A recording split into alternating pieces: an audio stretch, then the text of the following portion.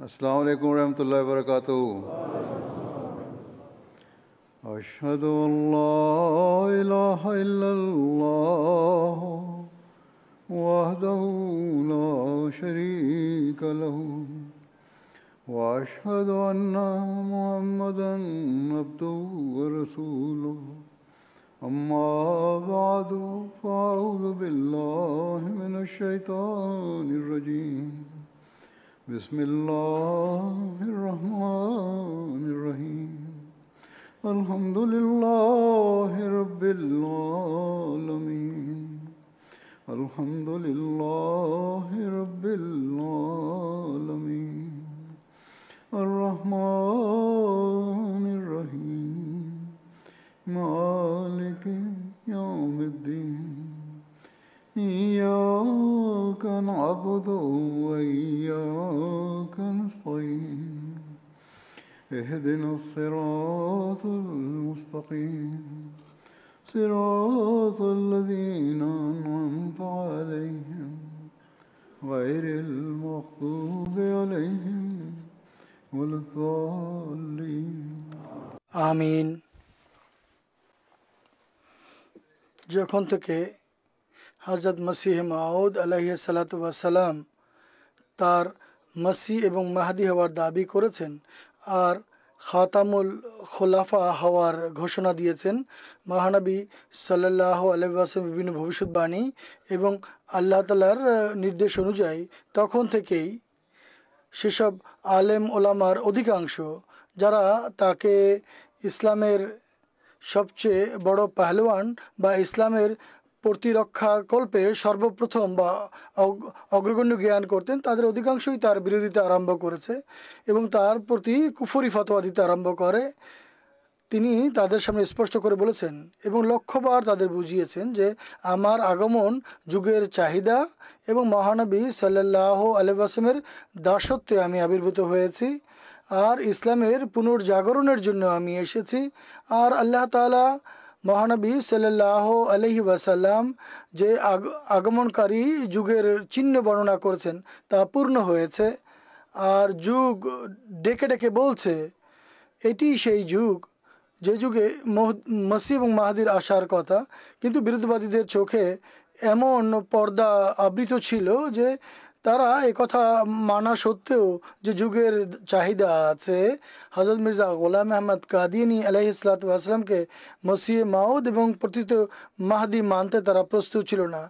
তারা সেই বনী ইসরাঈলী নবী যার পুনরায় আসার এবং তাকে মসিহ মাউদ হিসেবে মানতে প্রস্তুত, কিন্তু মহানবী সাল্লাল্লাহু আলাইহি ওয়াসাল্লামের ভবিষ্যৎবাণী অনুযায়ী আর আল্লাহ তাআলার প্রতিশ্রুতি অনুযায়ী মহানবী সাল্লাল্লাহু আলাইহি ওয়াসাল্লামের দাসত্বে আগমনকারী এবং ধর্মের নবায়নকারীকে তারা মানতে প্রস্তুত নয়। যেমনটি আমি বলেছি, তিনি তাদেরকে লক্ষ্যবার বুঝিয়েছেন যে খোদা তাআলা যদি প্রতিশ্রুতি দিয়ে থাকেন তাহলে খোদা তাআলা এর সঙ্গে নিদর্শনও বলেছেন, তা পূর্ণ হয়েছে এবং হচ্ছে।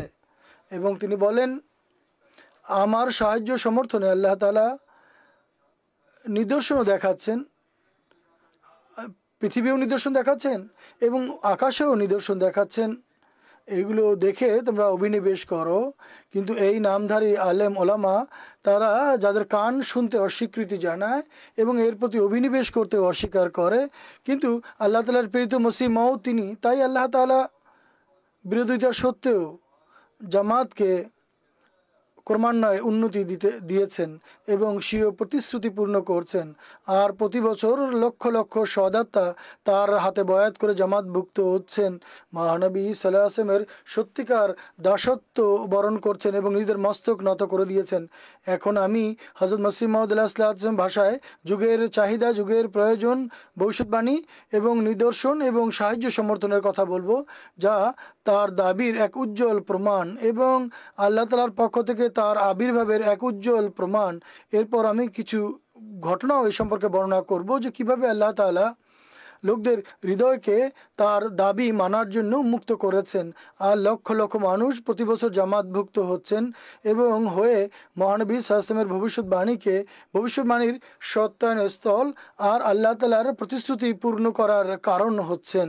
সর্বপ্রথম আমি হযরত মসিহ মাউদ রচনা সমগ্র থেকে যুগের চাহিদা সম্পর্কে কিছু উদ্ধৃতি উপস্থাপন করছি। হায় মুসলমানরা যেন এগুলি শুনে এবং এর প্রতি কর্ণপাত করে। তিনি আলাইহিস সালাম বলেন, হে সত্য সন্ধানীরা এবং ইসলামের সত্যিকার যারা ভালোবাসা রাখো, আপনাদের সামনে এটি সুস্পষ্ট।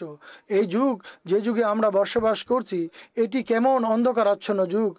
ঈমান এবং কর্ম যত নূর আছে সব জায়গায় নৈরাজ্য দেখা দিয়েছে এবং এক চরম প্লাবন চতুর্দিক থেকে বইছে ঝঞ্ঝাবায়ুর মতো। সে জিনিস যাকে ঈমান বলে তার জায়গায় কয়েকটি শব্দ দখল করেছে যা শুধুমাত্র মুখ দিয়ে স্বীকার করা হয়। আর সে বিষয় যার নাম সৎকর্ম, তার সত্যায়ন শুধুমাত্র প্রথা এবং লৌকিকতাকেই মনে করা হয় এবং সত্যিকার যে পুণ্য এ সম্পর্কে তার একেবারেই অনবহিত। এই যুগের দার্শনিক এবং চিকিৎসকরা আধ্যাত্মিকতার বিরোধী। তাদের আবেগ অনুভূতি তাদের অনুসারীদের উপর প্রভাব বিস্তার করে এবং তাদেরকে অন্ধকারের দিকে আকর্ষণ করছে। সেই বিষাক্ত জিনিস তারা খাচ্ছে এবং ঘুমন্ত শয়তানকে জাগ্রত করছে।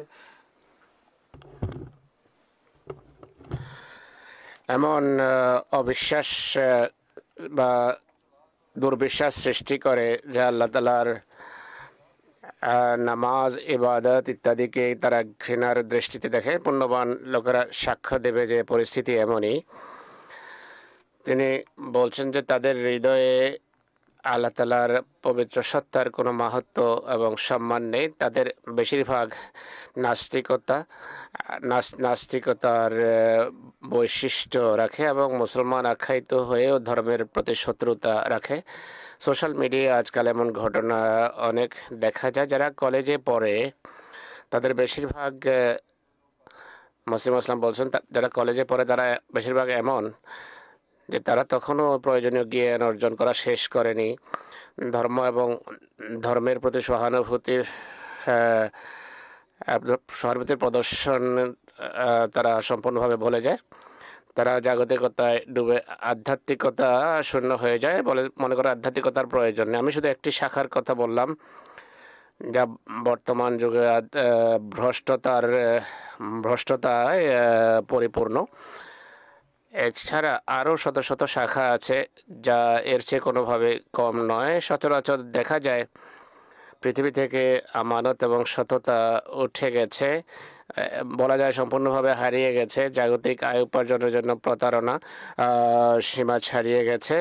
যে সবচেয়ে বেশি দুষ্ট এবং দুষ্কৃতকারী তাকে সবচেয়ে বেশি যোগ্য মনে করা হয়, মেধাবী মনে করা হয়। বিভিন্ন প্রকার অসততা, হারাম কর্ম, প্রতারণা, মিথ্যা আর চালাকি আর ধূর্ততা এবং লিপ্সাপূর্ণ ষড়যন্ত্র এবং অসৎ চরিত্র সর্বত্র বিস্তার লাভ করছে। আর চরম হিংসা, বিদ্বেষ, ঘৃণা বৃদ্ধি পেয়ে চলেছে। আর পাশবিক আবেগ, অনুভূতি, পশুর পাশবিকতা ক্রমশ বৃদ্ধি পাচ্ছে। জাগতিক জ্ঞানে যতটা চালাক হচ্ছে মানুষ, ততই নেকি এবং পুণ্যের বৈশিষ্ট্য, হায়া, লজ্জাবোধ, খোদাভীতি এবং সততার বৈশিষ্ট্য তাদের মাঝে ক্রমশ হ্রাস পাচ্ছে। খ্রিস্টানদের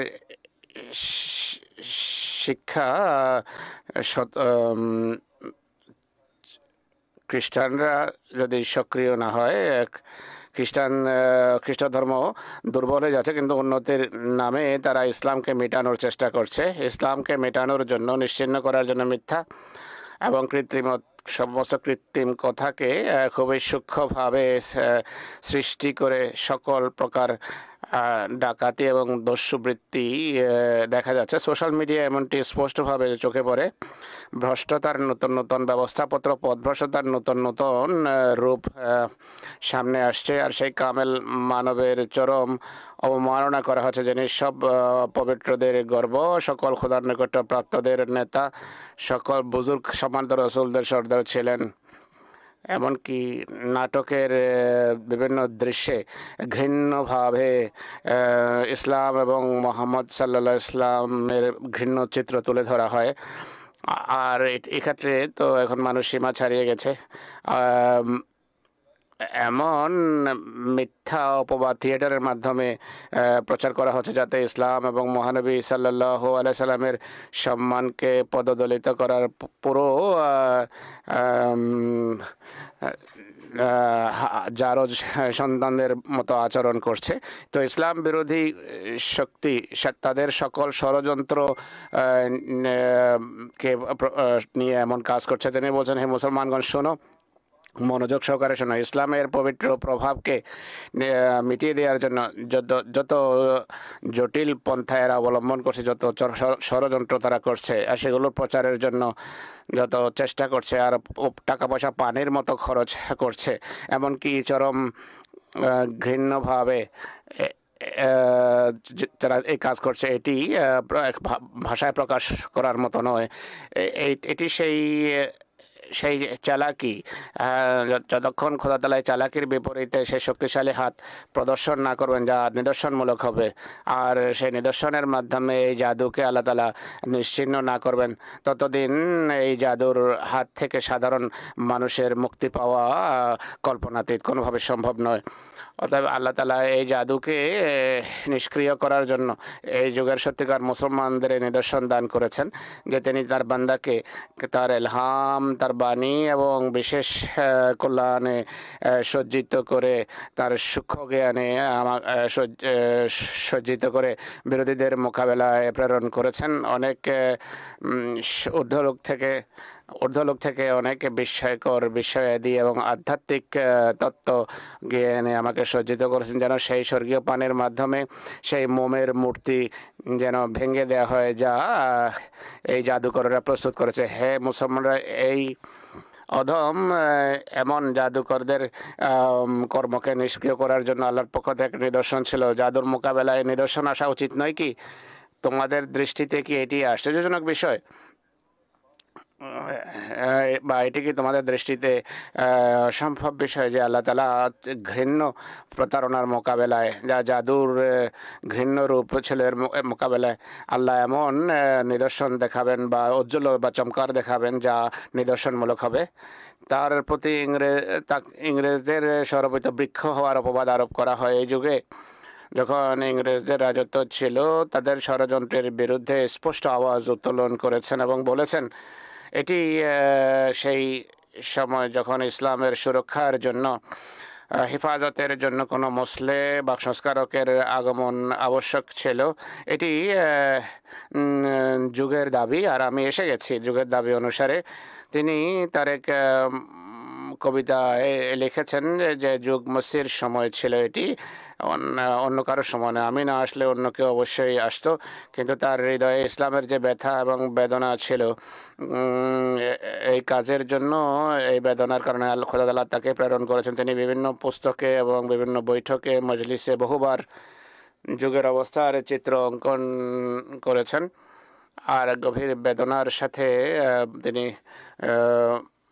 বুঝিয়েছেন। এটি সংক্ষিপ্ত একটা তার উদ্ধৃতি যা তার হৃদয়ের বেদনা এবং ইসলামের বিরোধীদের ষড়যন্ত্রের চিত্র তুলে ধরেছি।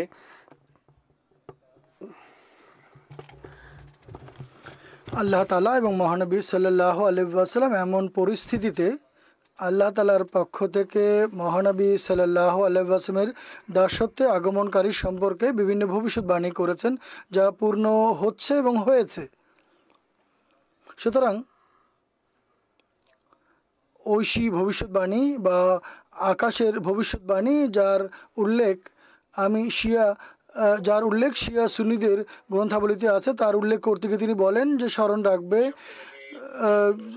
আহলে সুন্নতের সহিহ মুসলিম এবং শিয়াদের গ্রন্থ আকমাল উদ্দিনে স্পষ্টভাবে লেখা আছে মসিহ মাউদের সময় প্লেগের প্রাদুর্ভাব দেখা দিবে। বরং কামাল উদ্দিন, যা শিয়াদের অত্যন্ত প্রসিদ্ধ গ্রন্থ,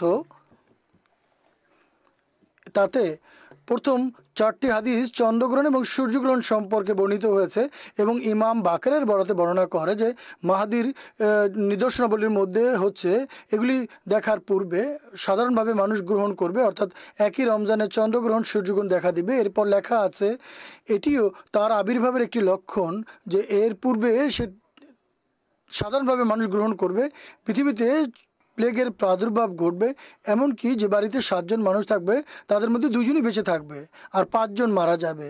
অতএব এর বাক্যাবলী থেকে সুস্পষ্ট এই উভয় নিদর্শন তখন প্রকাশ পাবে যখন পৃথিবীতে তাকে মিথ্যা বলে প্রত্যাখ্যান করা হবে। কেননা মসির জন্য এই দুটি নিদর্শন ছিল, যখন ঈসা আলাইহিসসালামকে মিথ্যা প্রত্যাখ্যান করে তার জন্য ক্রুশ প্রস্তুত করা হয়েছিল, তখন আকাশ চন্দ্র সূর্য অন্ধকার হয়ে গিয়েছিল এবং প্লেগের প্রাদুর্ভাব দেখা দিয়েছিল। মোট কথা এই গ্রন্থে লেখা আছে রমজান মাসে চন্দ্রগ্রহণ সূর্যগ্রহণ হওয়া এবং দেশে প্লেগের প্রাদুর্ভাব হওয়া মাহাদি প্রতিশ্রুত মাহাদির এক মজেজা বা নিদর্শন হবে। অতএব নিঃসন্দেহে এই বিষয়টি সুস্পষ্ট করে যে মসিহ মাউদের নিদর্শনের মধ্যে এটিও একটি নিদর্শন যে তার সময় তার দোয়া এবং তার মনোযোগের ফলে দেশে প্লেগের প্রাদুর্ভাব হবে এবং আকাশে চন্দ্র এবং সূর্যে রমজান মাসে গ্রহণ হবে এবং পৃথিবী তার জন্য প্লেগের প্রাদুর্ভাব ঘটাবে, বিপদ জর্জরিত হবে। এই জন্য যে তাকে গ্রহণ করা হবে না, এই জন্য সতর্কতামূলক নিদর্শন প্রকাশ করা হবে এবং এই নিদর্শন প্রকাশ পেয়ে তার সত্যতার উপর সত্যায়নের মোহর লাগাবে। 1894 এবং 95 সনে পূর্ব এবং প্রাচ্যে রমজান মাসে গ্রহণের নির্ধারিত তারিখগুলোতে চন্দ্র এবং সূর্য গ্রহণ হয় এবং সতর্ককারী ভবিষ্যৎবাণী অনুযায়ী প্লেগের প্রাদুর্ভাব দেখা দিয়ে দীর্ঘদিন যাবত এটা বিস্তার করেছিল। অনেক মানুষের জন্য এটি হেদায়েতের কারণ হয় এবং মানুষ এই সব নিদর্শন দেখে মসিহ মাউদ এবং প্রতিষ্ঠিত মাহাদির হাতে বয়াত করে মহানবী সাল্লাল্লাহু আলাইহি ওয়াসাল্লামের ভবিষ্যৎবাণী পূর্ণ হওয়ার সত্যায়নস্থল হয়েছে। এটি শুধু সে যুগের কথাই নয়, বরং আজও যেসব সদাত্তা যারা ভবিষ্যৎবাণীর রেওয়ায়ত শুনেছে, হযরত মসিহ মাউদ আলাইহিসসালামের বাণী যখনই তারা শুনেন এবং ইতিহাসের আলোকে এসব ভবিষ্যৎবাণীর পূর্ণতা দেখে, তখন তারা তার হাতে বয়াত করতে আর বিলম্ব করে না। সুতরাং প্রতি বছর হাজার হাজার মানুষ এসব নিদর্শনের কথা শুনে তার হাতে বয়াত করে জামাতভুক্ত হন। এবছর এমন বয়াতকারীদের ঘটনার মধ্যে থেকে একটি ঘটনা বর্ণনা করছি। ঘানার মোবাল্লেক সাহেব লিখেছেন যে 6 মাস পূর্বে একটি এলাকায় আমরা সফর করি, ইমাম সাহেবের সঙ্গে কথা বলি। তিনি খুতবা দেওয়ার অনুমতি দেন। আমি ঈসার মৃত্যুর উপর খুতবা দেই, প্রশ্নোত্তর অধিবেশন হয়। আমরা যখন পুনরায় সেখানে যাই, জুমার নামাজ পড়াই এবং সেখানে মাহাদির সত্যতার নিদর্শন চন্দ্রগ্রহণ এবং সূর্যগ্রহণের উপরে খুতবা দেই। জুমার নামাজের পর 15টি পরিবারের লোকেরা একথা প্রকাশ করেন যে আমরা এখন আমাদের চোখ খুলে গেছে এবং তারা সবাই বয়াত করে জামাতে আহমদিয়ায় প্রবেশ করেন। ইমাম এবং মসজিদও আমরা লাভ করি। এছাড়া আরও কয়েকটি পরিবার যাদের পুরুষরা ছিল না, তাদের পরিবারের মহিলারা উপস্থিত ছিলেন। তারা পরবর্তীতে বলেছেন যে আমাদের পুরুষরা যখন আসবেন বাড়িতে আমরা তখন জামাত ভুক্ত হব। এভাবে সেখানে জামাত প্রতিষ্ঠিত হয়েছে। এইটি হচ্ছে সদাত্মাদের চিহ্ন। যখন তারা বুঝতে পারেন তাৎক্ষণিকভাবে তারা সত্যায়ন করেন। কিন্তু যে ব্যক্তি বিরোধিতার পর বিরোধিতা করবে তার কোনো চিকিৎসা আমাদের হাতে নেই। হযরত মসিহ মাউদ আলাইহিসসালাম প্রত্যেকটি কথা দলিল প্রমাণের আলোকে বলেন। জামাতে আহমদিয়ার কথা বক্তব্য দলিলের আলোকে দিয়ে থাকেন। মৌলবীদের কথা হলো এদেরকে হত্যা করো, এর কারণ হলো তাদের কাছে কোনো যুক্তি নেই, প্রমাণ নেই। হযরত মসিহ ইসলাম বলছেন এই প্রশ্ন করার তাদের অধিকার আছে যে আমরা কিভাবে আপনার মসিহ মাউদ হওয়ার দাবিকে মানতে পারি, এর প্রমাণ কি যে আপনি মসিহ মাউদ? এর উত্তর হলো যে যুগে, যে দেশে বা যে গ্রামে মসিহ মাউদের আবির্ভূত হওয়ার কথা কোরআন হাদিস থেকে প্রমাণিত হয়, যেই বিশেষ কাজ বা দায়িত্ব মসির জন্য নির্ধারণ করা হয়েছে, যে সমস্ত স্বর্গীয় এবং জাগতিক লক্ষণাবলীকে মসির আগমনের লক্ষণ উল্লেখ করা হয়েছে, যে জ্ঞান এবং যে জ্ঞানকে মসিহ মাউদের বিশেষত্ব আখ্যা দেওয়া হয়েছে, সেই সব কথা আল্লাহ তাআলা আমাতে এবং আমার দেশে আল্লাহ তাআলা প্রকাশ করেছেন। আর বিভিন্ন ঊর্ধ্ব লোকের বিভিন্ন সাহায্য সমর্থন আমার পক্ষে রয়েছে। এগুলো পরিষ্কারভাবে বলছে যে এখন উম্মতে মুসলিমার কোনো সংস্কারকের প্রয়োজন, কিন্তু যিনি আল্লাহর পক্ষ থেকে এসেছেন তাকে তারা মানে না, বরং চরম পর্যায়ের বিরোধিতা করছে। তার জ্ঞানগত এক নিদর্শন এবং আল্লাহর পক্ষ থেকে সাহায্য সমর্থনের কথা উল্লেখ করে বলেন যে একবার এক হিন্দু সাহেব কাদিয়ানে আমার কাছে আসে, যার নাম ছিল স্বামী শোভনচন্দ্র। স্বামী শোভনচন্দ্র তার কাছে আসেন, বলেন যে এক ধর্মীয় জলসা যার নাম হলো ধর্ম মহোৎসব, সেটির ব্যবস্থা করতে চাই। আপনি আপনার ধর্মের সৌন্দর্য সম্পর্কে প্রবন্ধ লিখুন যেন এই বৈঠকে পড়া যায়। আমি বলি যে আমার জন্য সম্ভব নয়, কিন্তু সে জোর দেয় যে আপনি অবশ্যই লিখুন। মসিমত বলেন যে আমি জানি আমি নিজ শক্তি বলে কিছুই করতে পারি না, আর আমার মাঝে শক্তি নেই। আমি খোদা যদি আমাকে কথা না বলান কিছু বলতে পারে না, তিনি না দেখালে আমার জন্য দেখা সম্ভব নয়। তাই আমি আল্লাহ তাআলার সন্নিধানে দোয়া করি যেন তিনি আমাকে এমন বিষয় আমার প্রতি এলকা করেন যা এই অধিবেশনের সকল বক্তৃতার উপর জয়যুক্ত হবে। আমি দোয়ার পর দেখেছি এক অসাধারণ শক্তি আমাতে ফুৎকার করা হয়েছে। আমি সেই স্বর্গীয় শক্তির একটা একটা তরঙ্গ আমার ভিতর অনুভব করে। আমার বন্ধু যারা উপস্থিত ছিল তারা জানে যে আমি তখনও কোনো পাণ্ডুলিপি লেখিনি, উপস্থিত লিখেছি। এত দ্রুত আমি লিখছিলাম যে যে লিপিকারের জন্য এত দ্রুত লেখা অসম্ভব হয়ে পড়ে। আমার প্রবন্ধ যখন শেষ হয় আল্লাহর পক্ষ থেকে এলহাম হয় মজমুন বা আলা রাহা, অর্থাৎ তোমার প্রবন্ধ জয়যুক্ত।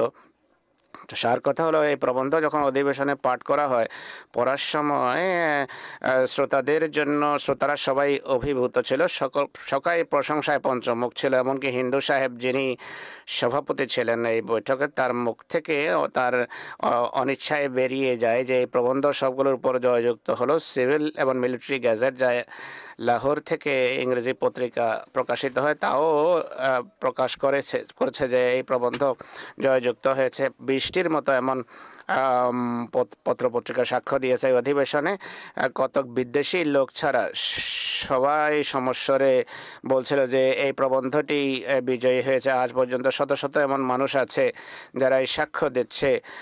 বস্তুত সকল ফেরকার সাক্ষ্য এবং ইংরেজি পত্রিকার সাক্ষ্যের মাধ্যমে আমার ভবিষ্যৎবাণী পূর্ণতা লাভ করেছে যে প্রবন্ধ জয়যুক্ত হয়েছে। এই মোকাবেলা সেই মোকাবেলার সমান ছিল যা মুসাকে জাদুকরদের বিরুদ্ধে করতে হয়েছে, কেননা সেই বৈঠকে বিভিন্ন দৃষ্টিভঙ্গির মানুষ ধর্ম সম্পর্কে বক্তৃতা করেছে, যাদের কতক খ্রিস্টান ছিল, কতক ছিল সনাতন ধর্মী হিন্দু, আর কিছু আর্য, কতক ব্রাহ্ম শিখ এবং কতক আমাদের বিরুদ্ধে মুসলমানও উপস্থিত ছিল। তারা সবাই লাঠির কল্পিত সাপ বানিয়েছে, কিন্তু খোদা আমার হাতে ইসলামী সততার লাঠি এক পবিত্র এবং তত্ত্বজ্ঞানপূর্ণ বক্তৃতার আদলে তাদের মোকাবেলায় সেখানে ছেড়ে দিয়েছেন। তা সাপ হয়ে সবার কথাকে গ্রাস করেছে। আজ পর্যন্ত এই বক্তৃতা মানুষ প্রশংসায় পঞ্চমুখ যা আমার মুখ থেকে বেরিয়েছে। আলহামদুলিল্লাহ। হযরত মসিহ ইসলাম যেভাবে বলেছেন যে আজ পর্যন্ত এই বক্তৃতার মানুষ প্রশংসা করে, শুধু তার যুগেই নয় বরং আজও এটি এই ইসলামের এই সুন্দর শিক্ষা এটি তুলে ধরে মানুষকে এটি প্রভাবিত করে। মসিহ মউদের লেকচার অর্থাৎ ইসলামী নীতি দর্শনের কথা বলা হচ্ছে।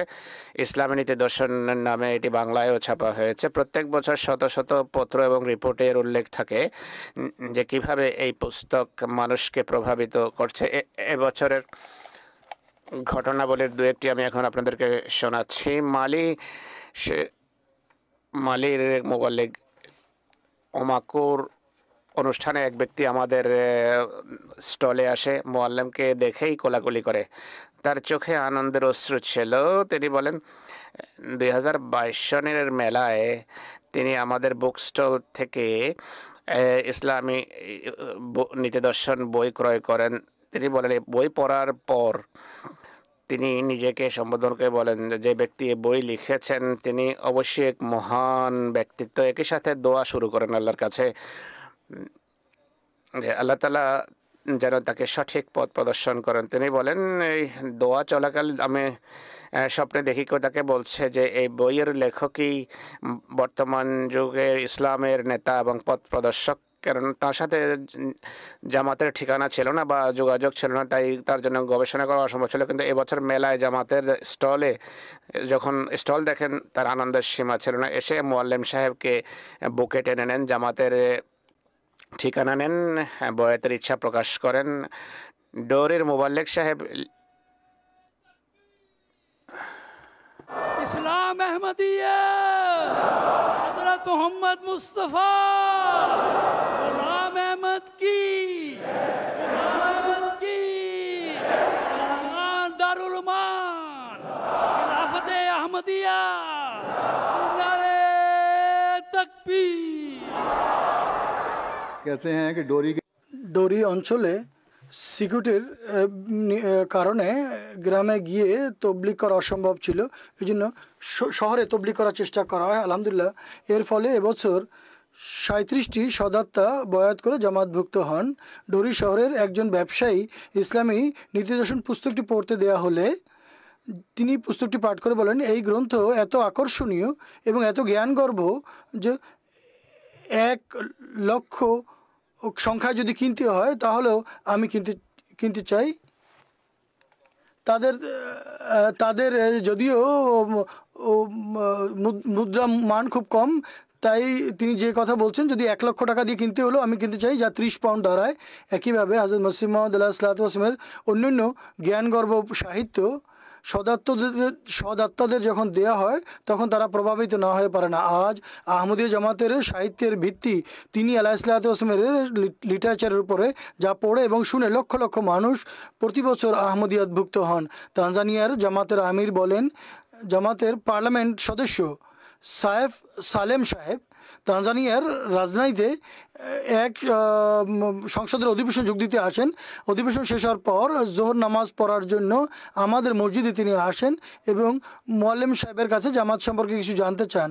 এই অদম বলেন যে আমিও সেখানে তার কাছে যাই এবং জামাত সম্পর্কে বিস্তারিত আলোচনা হয়। ওফাতে মসিহ এবং খাতমুন নবুয়ত সম্পর্কে তার সংশয় সন্দেহ দূর করা হয় এবং কিস্তিন বইয়ের অনুবাদ এবং হযরত মসিহ মাসুমের কিছু বই তাকে পড়তে দেই। পরবর্তীতে প্রায় 2 মাস পর্যন্ত বিভিন্ন সময় তিনি আমাদের কাছে আসতে থাকেন এবং তার স্ত্রীকেও নিয়ে আসেন। পবিত্র কোরআনের সোয়াহিলি অনুবাদও ক্রয় করে নিয়ে যান, কিন্তু বয়াত করার জন্য তিনি প্রস্তুত ছিলেন না। একদিন তিনি বলেন, আমি তাকে বয়াত ফর্ম দেই যেন বিস্তারিতভাবে তিনি এটি পড়তে পারেন। এর পাশাপাশি তিনি আমাকেও লিখেছেন, এ সম্পর্কে হুজুরকে লিখেছেন দোয়ার জন্য। পরদিন তিনি সস্ত্রীক মিশন হাউসে আসেন এবং উভয় বয়াত করে জামাতভুক্ত হন। তিনি একথাও বলেছেন যে আমি কোনো লোভ লালসা ছাড়া এবং কোনো ভয়ভীতির ঊর্ধ্বে উঠে শুধুমাত্র নিজের আন্তরিক বাসনা পূরণের জন্য বয়াত করছি। কেউ কেউ নিজেদের ব্যক্তিগত জাগতিক স্বার্থের জন্য মানুক বা না মানুক, কিন্তু একথা স্বীকার না করে পারেন না যে তিনি আলাইহিসসালাম নিশ্চয়ই আল্লাহ তাআলার পক্ষ থেকে মনোনীত পুরুষ। ইন্ডিয়া আসামে বুক ফেয়ার হয়, গুয়াহাটি এক সাংসদ, যার নাম আমি বলবো না, আমাদের বুক স্টলে আসেন। কিছু সাথী কর্মকর্তাও সাথে ছিল। তিনি প্রশ্ন করেন যে আমরা মানি ঈসা আকাশে আছেন, এটি আমাদের বিশ্বাস, কিন্তু জামাতে আহমদিয়া বিশ্বাস করে ঈসা আলাইহিস সালাম ইন্তেকাল করেছেন। তখন মোবাল্লেক সাহেব কোরআনের আয়াতের আলোকে ঈসার মৃত্যু সংক্রান্ত যুক্তি প্রমাণ তুলে ধরেন এবং তাকে বলা হয় যে ঈসার আকাশে যাওয়ার কোনো আয়াত নেই। তিনি বলেন, আমাদের মৌলবীরা শুধু কোরআন মুখস্থ করে, এর অর্থ তারা জানে না। এই কারণেই মুসলমানদের আজকে এই অবস্থা। আহমদেরা সত্যিকার অর্থে এক ইমামের নির্দেশ অনুসারে জীবনযাপন করার কারণে কোরআনের সঠিক অর্থ করে, আর এই জামাত উন্নতিও করছে। তিনি বলেন, আজকে সব মুসলমানের উচিত আহমদীদেরকে হিংসা করার পরিবর্তে তাদের কাছে শেখা আর ইসলামের প্রকৃত শিক্ষার এরা যেভাবে প্রচার করছে এতে আমাদেরও তাদের সাহায্য করা উচিত। তিনি পরিষ্কারভাবে কথাও বলেন যে তিনি বলেন যে আমি জানি এটি সত্য, আহমদীয় সত্য, কিন্তু আমি আপনাদের শিক্ষার প্রচার করতে পারি না, গ্রহণও করতে পারছি না, কেননা আমার 80% ভোট আমি মুসলমানদের কাছ থেকে পাইছি। রাজনীতির কারণে আমি বাধ্য, সত্য জানা সত্ত্বেও আমি গ্রহণ করতে পারছি না। এমনটি করলে মৌলভী আমাকে কাফের ফতোয়া দেবে আর ভোট দেবে না। কিন্তু আমার দৃঢ় বিশ্বাস যে জামায়াতে আহমদিয়া সত্যের উপর, আর একদিন এই পথে আমাদের আসতে হবে। আল্লাহ করুন তার মন যেন খুলে এবং তিনি যেন সত্য গ্রহণ করতে পারেন। মসিহ ইসলাম বলছেন, আল্লাহ তাআলা আমাদেরকে সহস্র সহস্র এমন নিদর্শন দান করেছেন যার মাধ্যমে আল্লাহ পবিত্র সত্তা সম্পর্কে খুবই উন্নত মানের ঈমান সৃষ্টি হয়। আমাদের জামাতে অনেকেই এমন আছে। কে আছে যে 2-4টি নিদর্শন দেখেনি? কয়েক শত লোকে বাইরে থেকে ডেকে জিজ্ঞেস করুন, এমন অনেক নেক মুত্তাকি লোক পাবেন যারা বিবেক বুদ্ধিবান, জাগতিক দৃষ্টিকোণ থেকে তারা বিভিন্ন ভালো আয় উপার্জনও করছেন। তারা কি আশ্বস্ত হননি? তারা কি এমন কথা দেখেননি যা মানুষ বানাতে পারে না? যদি তাদেরকে প্রশ্ন করা হয়, তারা সবাই নিজেদের এর সাক্ষী আখ্যা দেবে। সকল শ্রেণীর মানুষ, যাদের মাঝে বুদ্ধিমান, ডাক্তার, আলেম এবং উকিল, সম্মানিত বিভিন্ন পদে রয়েছে, তারা আশ্বস্ত না হয়ে কি স্বীকার করতে পারে যে যত স্বর্গীয় নিদর্শন আমরা স্বচক্ষে দেখেছি? আর তারা যেখানে স্পষ্টভাবে এমন কথা বলেন যাকে মিথ্যা প্রতিপন্ন করার জন্য সবাই স্বাধীনতা রাখে। তো কোনো ব্যক্তি যদি সত্যিকার অর্থে সত্য সন্ধানী হয়, তার সামনে এছাড়া আর কি কি করবে তারা? এটিকে মানে এটি গ্রহণ করা ছাড়া তাদের আর কোনো গত্যন্তর থাকে না। তো যারা সকল ধরনের পড়ালেখা করা, যারা জ্ঞানী এবং যারা ভালো আয় উপার্জন করেন, যারা আর্থিক ক্ষেত্রে অন্যদের মুখাপেক্ষী নন, তারা যদি পরিষ্কারভাবে আমার দাবি সম্পর্কে আশ্বস্ত না হতেন, তাহলে কেন নিজেদের ঘর ছেড়ে, আত্মীয় স্বজন ছেড়ে আমার কাছে দীর্ঘ সফর করে এসে আমার কাছে অবস্থান করে আর নিজেদের শক্তি সামর্থ্য অনুসারে তারা আমাকে সাহায্য করেন এবং আমার জামাতের কাজে সাহায্যের জন্য তারা নিবেদিত।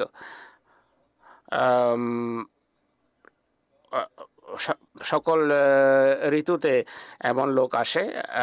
আজকে খ্রিস্টান এবং অন্য সব ধর্মের মানুষকে ইসলামের প্রকৃত চিত্রকে তুলে ধরছে, তাদের কাছে আহমদিরাই এই কাজটি করছে। আর খ্রিস্টানদেরকেও মহানবীর পতাকা তলে সমবেত করছে। আর যারা আমাদের বিরোধী, তাদের কাজ হলো নিজেদের মাঝে ঝগড়া বিবাদ করা এবং ব্যক্তি স্বার্থ চরিতার্থ করা। খ্রিস্টানদের ইসলামের প্রকৃত শিক্ষায় প্রভাবিত হয়ে ইসলাম গ্রহণ, খ্রিস্ট ধর্ম পরিত্যাগ করে ইসলাম ধর্ম গ্রহণ করা সংক্রান্ত একটি ঘটনা আছে। ব্রাজিলের মোবাল্লেগের লেখা এটি। সেখানে একটা জায়গা রয়েছে, নাম বুঝিনি। তিনি বলছেন, আমরা সেখানে মসজিদ নির্মাণ করছি। গ্রামের চার্চের এক পাদ্রী কিছু লোক নিয়ে আমাদের কাছে আসে এবং বলে যে আপনাদের শিক্ষা আমাদের জন্য এখানে সমস্যা সৃষ্টি করছে।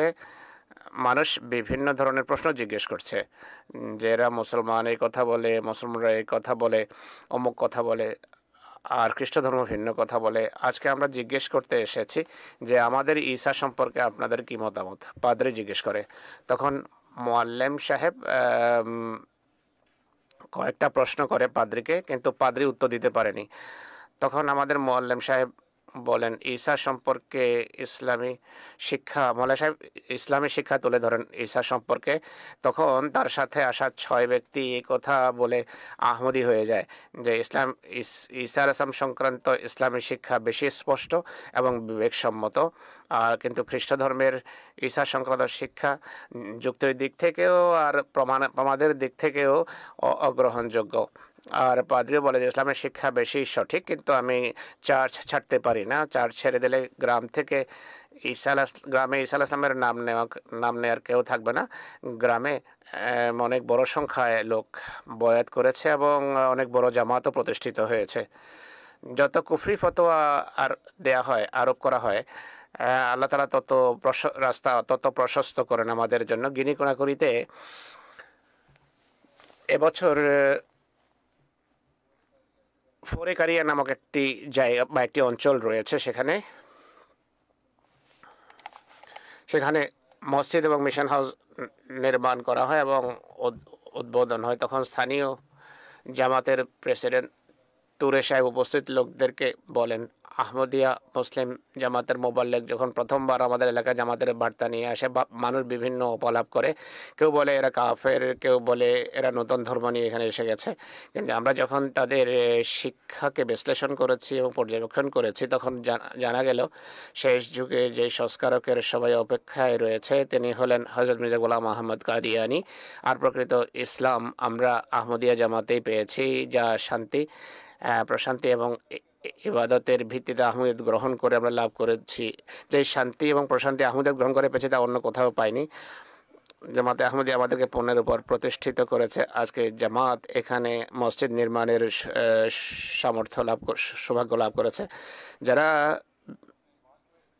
বিরোধিতা করে, কেউ কেউ ভুল ধারণার কারণে বিরোধিতা করে, আর অনেকেই জ্ঞানের অভাবে করে, অনেকেই মৌলবীর কথা অনুসারে করে। কিন্তু আমার মানুষের নিয়ত এবং উদ্দেশ্য ভালো হয়ে থাকে, বিরোধিতা উদ্দেশ্য নয়। তাদের কথা বিষয় যখন পরিষ্কার হয়ে যায়, তাদের সামনে স্পষ্ট হয়ে যায় এবং দোয়াও করে, খোদা তাদের জন্য বিষয় স্পষ্ট করে দেন।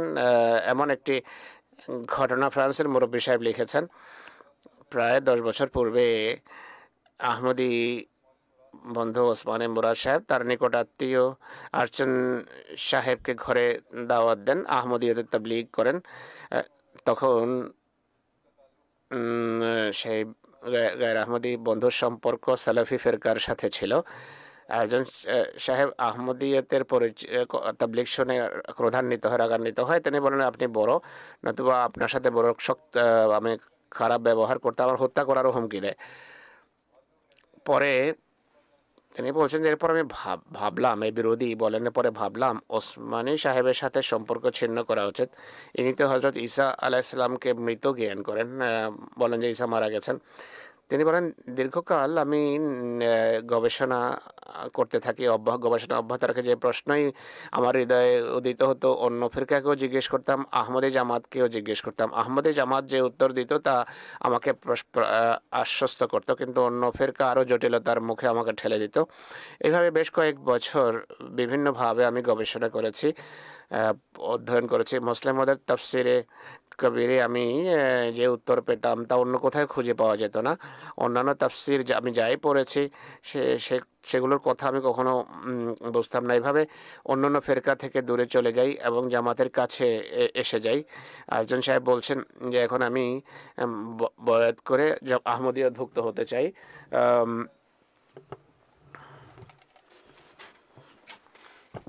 আহমদি মৌলভীর আহমদিয়ত গ্রহণের ঘটনা যদি জিদ বা হটকারী না হয়, তাহলে আল্লাহ তাআলা সত্য গ্রহণ করার জন্য দূরদর্শিতাও দান করেন। এমনই একটি ঘটনা বোজনিয়ার ঘটনা। একজন বোজনিয়ান মুসলমান সিরিয়া থেকে ধর্মীয় শিক্ষা গ্রহণ করে বোজনিয়া এবং সার্বিয়ার বিভিন্ন জায়গায় মসজিদের ইমাম হিসেবেও তিনি কাজ করেছেন। তিনি জামাতের ওয়েবসাইট থেকে আহমদিয়ত সম্পর্কে অধ্যয়ন করতে থাকেন। তিনি জামাতের নাম্বারে যোগাযোগ করে আরও বই পুস্তক পাঠানোর অনুরোধ করেন এবং তার সঙ্গে যোগাযোগ হয়। একদিন তার দাওয়াতে তার বাড়িতে যাই এবং বিভিন্ন কথার পর তিনি বয়াত করার আগ্রহ ব্যক্ত করেন। তাকে বলা হয় আরও কিছু চিন্তা ভাবনা করুন, পরিধান করুন। তিনি বলেন, যখন সত্য বুঝতে পেরেছি তখন আর বিলম্ব করা খোদাতলার সঙ্গে হাসি তামাশা করার নামান্তর। যা হোক, তিনি বিলম্ব না করে বয়াত করে হযরত রসুল পাক সাল্লাল্লাহু আলাইহি ওয়াসাল্লামের নির্দেশ আমি মানতে চাই এবং অত্যন্ত নিষ্ঠার সঙ্গে জামাতের ব্যবস্থাপনার সঙ্গে এবং খেলাফত ব্যবস্থাপনার সঙ্গে যুক্ত আছেন এবং প্রত্যেক কাজে তিনি সক্রিয়। একইভাবে আরও একজন ইমামের ঘটনা আছে। স্থানীয় মিশনারি শরীফ কাবা সাহেব দূর দূরান্তের অঞ্চল গিনি কনাকরির দেশের কথা, জোহরের নামাজের পর মসজিদে উপস্থিত গ্রামের ইমাম সাহেবের উপস্থিতিতে হজরত মসিহ মউদ আলাইহিসসালামের আবির্ভাব এবং তার পদমর্যাদা এবং হজরত মোহাম্মদ রসুল্লাহ সাল্লাল্লাহু আলাইহি ওয়াসাল্লাম যা হাদিসে বর্ণনা করেছেন তা সবিস্তারে তিনি উপস্থাপন করেন। তিনি বলেন, যখন আমি আমার বক্তব্য শেষ করি তখন মসজিদের ইমাম আল হোসেন সুমা সাহেব সবাইকে সম্বোধন করে বলেন নিষ্ঠার সাথে এবং সকল সততার সাথে আমি আপনাকে একটি কথা বলছি। এই লোকদের আসার পূর্বে কয়েকদিন পূর্বে আমি স্বপ্নে দেখেছিলাম যে কয়েকজন অপরিচিত মানুষ আমাদের গ্রামে এসেছেন এবং আমরা যারা মুসলমান আমাদেরকে ইসলামেরই বার্তা দিচ্ছেন এবং তাদের বাণীর মধ্যে এতটা পবিত্রতা এবং সততা আছে যে আমাদের গ্রাম তীব্র আলোর মতো আলোকিত হয়ে যায় এবং সকল মানুষ আলোকিত হয়। তখন তিনি বলেন আমার চোখ খুলে যায়, আমি ভাবতে থাকি আল্লাহ তাআলা আমাদেরকে সরল পথের দিকে সঠিক পথের দিকে আনতে চান। আজ যখন আমি তার কথা শুনছি আমি সেই হৃদয় আমার সেই নূরে আমার হৃদয় পরিপূর্ণ হচ্ছে যা আমি স্বপ্নে দেখেছিলাম এবং আমি কোনো সন্দেহ না করে এই সত্য ইসলাম গ্রহণ করতে চাচ্ছি বা সত্য ইসলামে যোগদান করছি।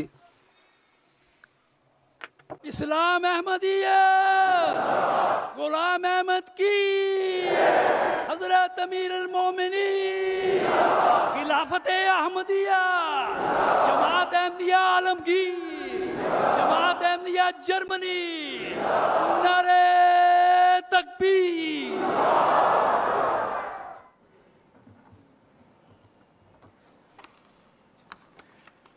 हज़रत मसीह मौद হজরত মসিহ মউদ আলাইহিস সালাম বলছেন যে আমি সেই মহাপুরুষ যাকে যথাসময়ে মানুষের সংশোধনের জন্য প্রেরণ করা হয়েছে, যারা ধর্মকে নতুনভাবে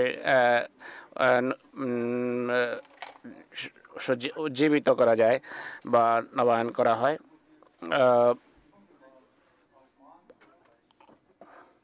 অতএব কলিমুল্লাহ যিনি সত্যিকার কলিমুল্লাহ অর্থাৎ নবীদের নেতা, অন্য ফেরাউনদের মাথা ভাঙার জন্য এসেছেন, যার সম্পর্কে আল্লাহ তাআলা বলছেন ইন্না আরসালনা ইলাইকুম রাসূলান शाहिदन अलैकुम कमा अरसलना इला फिरौन শাহিদান আলাইকুম কামা আরসালনা ইলা ফিরআউনা রাসূলা। অর্থাৎ নিশ্চয় আমরা তোমাদের প্রতি এক রসুল পাঠিয়েছি যিনি তোমাদের নিগরান তত্ত্বাবধায়ক, যেভাবে ফেরাউনের প্রতি আমরা রসুল প্রেরণ করেছিলাম। তিনি বলছেন যিনি প্রথম কলিমের অনুরূপ কিন্তু পদমর্যাদায় পূর্বের কলিম থেকে বড়, তাকেও এক মসির প্রতিশ্রুতি দেওয়া হয়েছে। সেই মসি তার শক্তি প্রকৃতির দিক থেকে পূর্বের মসি ইবনে মরিয়মের মতো, আর সেই সময়ের কাছাকাছি অর্থাৎ প্রথম কলিমের যুগ থেকে প্রথম মসির যুগ পর্যন্ত ছিল, অর্থাৎ 14 শতাব্দীতে আকাশ থেকে এসেছেন। তার আগমন আধ্যাত্মিক অর্থে ছিল, যেভাবে কামেল লোকদের উপরে যাওয়ার পর আবার সৃষ্টির জন্য তারা ফিরে আসেন, সব কথায় সেই যুগের অনুরূপ যুগে নাজেল হয়েছে, যা মসিহ ইবনে মরিয়মের নাজেল হওয়ার যুগ ছিল, যেন মানুষ সেটি বুঝতে পারে। আল্লাহ তাআলা মুসলমানদেরকে এই গুরু রহস্যটি বোঝার তৌফিক দান করুন। মসিহ ইসলাম বলছেন বিরত হও আর আল্লাহর আযাবকে ভয় করো, নিশ্চিতভাবে জেনে নাও তোমরা তোমাদের অপকর্মের মাধ্যমে অপকর্মশীল হওয়ার মোহর খচিত করেছ নিজেদের উপর। যদি খোদা দৃষ্টিতে আমি মিথ্যাবাদী হতাম তাহলে তোমাদের এত অপকর্মের প্রয়োজন হতো না, তোমাদের একজনের দোয়াই আমাকে ধ্বংস করতে পারত, কিন্তু তোমাদের কারো দোয়া স্বর্গে গৃহীত হচ্ছে না। তোমাদের দোয়ার যা প্রভাব পড়েছে তা হলো প্রতিদিন তোমরাই নিশ্চিহ্ন হচ্ছ। তোমরা কি দেখো না যে তোমাদের সংখ্যা ক্রমশ হ্রাস পাচ্ছে আর আমাদের সংখ্যা বৃদ্ধি পাচ্ছে? যদি সত্যের উপর তোমরা প্রতিষ্ঠিত থাকতে তাহলে এই মোকাবেলায় কি তোমাদের পরিণতি এমনই হতো? অতএব হযরত মসিহ মউদ আলাইহিস সালামের পক্ষে তার সাথে অসীম সমর্থন থাকা আর মানব হৃদয়কে তাকে গ্রহণ করার জন্য প্রস্তুত করা, শত্রুকে ব্যর্থ করা, আর আমাদের এই পবিত্র জামাতে অন্তর্ভুক্ত হওয়ার তৌফিক দেয়া, এটি আমাদের উপর অনেক বড় দায়িত্ব ন্যস্ত করে। অর্থাৎ আমরা মসিহ মউদের জামাতভুক্ত, আমাদের নিজেদের অবস্থাকে এমন করা উচিত যেন খোদার দৃষ্টিতে আমরা প্রকৃত অর্থে মসিহ মউদের হাতে বয়াতকারী গণ্য হই, আর তার সে কল্যাণ রাজি থেকে যেন আমরা কল্যাণমণ্ডিত হতে পারি, যা তার সাথে সত্যিকার অর্থে সম্পৃক্তরা লাভ করে থাকে। আমাদের ব্যবহারিক আচরণও এটা নীরব তাবলীগ, আর এরও মানুষের উপর ইতিবাচক প্রভাব পড়ে। আপনাদের জলসা যারা আসে তারা নিজেরাও এমন কথা বলে থাকে, তাই আমাদের এ বিষয়ে সবসময় সচেষ্ট থাকা উচিত যেন সেই ইসলামী শিক্ষার নমুনা বা দৃষ্টান্ত হয়, যেন মসিহ মউদের আগমনের উদ্দেশ্য বাস্তবায়িত হয়। আল্লাহ তাআলা আমাদের সবাই সবাইকে তৌফিক দেন। দোয়া করুন আপনারা যারা এখানে সমবেত হয়েছেন, অনেক বড় সংখ্যায়, প্রায় 39,000-এর 42,000 মানুষ এখানে উপস্থিত আছেন। আপনারা নিরাপদে গৃহে ফিরে যান। আহমদীদের জন্য দোয়া করুন যারা বিভিন্ন বিধি নিষেধের কবলে পড়ে আছে, আল্লাহ তাদের মুক্তির ব্যবস্থা করে। পাকিস্তানের আদালত একটা সিদ্ধান্ত দিয়েছে, এটা রায় দিয়েছে ইদানিং। অনেকে এই সম্পর্কে বড় কঠিন মন্তব্য করে থাকে। আমাদের কোনো মন্তব্যের প্রয়োজন নেই। যদি খোদার সাথে আমাদের দৃঢ় সম্পর্ক থাকে তাহলে এই দুনিয়ার লোকদেরকে খোদা বানানোর কোনো প্রয়োজন নেই। সে এক অদ্বিতীয় খোদার সামনে আমাদের ঝুঁকা উচিত, পূর্বের চেয়ে বেশি ঝুঁকা উচিত, যেন তিনি আমাদের জন্য সহজ করেন বিষয়, আর শত্রুকে আল্লাহ তাআলা যেন ব্যর্থ করেন। তাই কাউকে কোনো বাজে কথা না বলে বা কটূক্তি না করে দোয়ায় নিয়োজিত হন, দোয়ার প্রতি মনোযোগী হন। আল্লাহ তাআলা এর তৌফিক দান করুন। পৃথিবীর সার্বিক পরিস্থিতির জন্য দোয়া করুন। ধ্বংসের দ্বার প্রান্তে পৃথিবী দাঁড়িয়ে আছে, তারা তাদের স্রষ্টাকে চিনতে পারছে না। আল্লাহ তাআলা এদেরকেও কাণ্ডজ্ঞান দান করুন। আল্লাহ তাআলা সকল আহমদীকে যুদ্ধ এবং অন্যান্য বিপদ আপদের ধ্বংসযজ্ঞ থেকে রক্ষা করুন। এখন দোয়া করুন, দোয়ায় যোগ দেন আমার সাথে।